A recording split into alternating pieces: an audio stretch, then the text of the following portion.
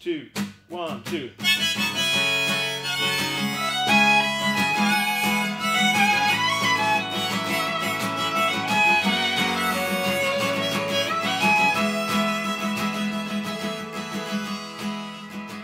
Josh's music is really, it's definitely from the heart, and there's no real barriers between him and his audience, and it's just, it speaks to me so clearly that I can't help but be taken in by it.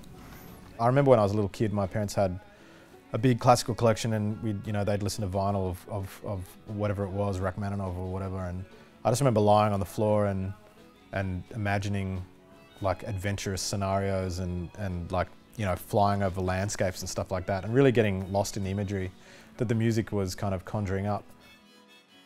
Working with 10 amazing emerging composers and musicians that I have the utmost respect for, coming from a different world where I can't even read music at all. To combine those two worlds has been something that I think is, I think it's quite an important thing to do.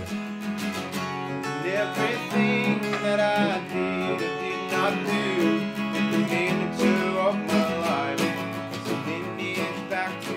The song Leeward Side for me is, it's inspired by the idea of, letting go of something that you love, and, the idea of investing so much into something and then realizing that the ultimate freedom and privilege that you can give this thing is to let it go. It kind of seemed like a really nice metaphor with this song in particular, to kind of have this thing that I've invested a lot into and let it go out in the world and take a new shape and have its freedom and come back to me in a different form, which is really cool.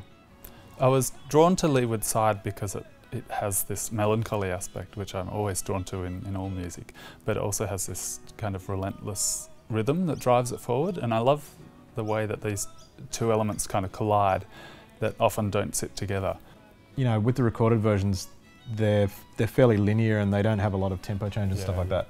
And I just felt like this would be a good opportunity to really highlight certain sections with, lowering the tempo or change the dynamics in order to really kind of get those emotions through. So yeah, we just chatted on the phone. Yeah, it's really it was super straightforward. And then second draft came through and bang, nailed it. That's right.